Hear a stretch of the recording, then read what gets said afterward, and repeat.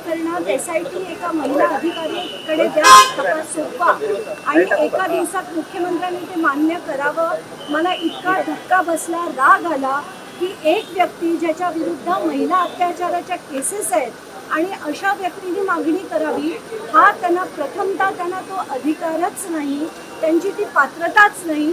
अशा व्यक्तीने जर मागणी केली आणि मुख्यमंत्र्यांनी ती एका दिवसात दिली, हे अतिशय चुकीचं घडलंय. कारण त्या अत्याचाराच्या केसेस ज्या त्यांच्यावर पेंडिंग आहेत त्याच्यावर त्याचा इम्पॅक्ट होऊ शकतो. मुख्यमंत्र्यांनी थोडंसं त्यांचं भान ठेवून हे करायला हवं होतं. खरंच खूप संताप झाला, कारण बीडच्या प्रकरणात, त्या अल्पवयीन मुलीच्या प्रकरणात खरंच गरज आहे त्या अतिशय सखोल चौकशी करण्याची आणि जे जे दोषी असतील, संदीप क्षीरसागर दोषी असतील, त्यांच्यावर देखील कारवाई झाली पाहिजे. पण ती करण्यासाठी आमच्यासारखी माणसं आहेत, सुसंस्कृत, सुशिक्षित, अतिशय चांगले पुरुष आहेत, स्त्रिया आहेत, त्या करतील. एका व्यक्ती ज्याच्यावर अशा अत्याचाराच्या केसेस पेंडिंग आहेत त्यांना कुठलाही अधिकार नाही, असं माझं स्पष्ट मत आहे.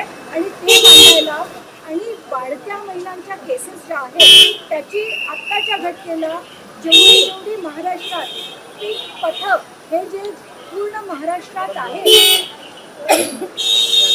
पथकांमध्ये महिलांचा सहभाग नाहीये, अगदी तालुक्या लेवलवर नाहीये.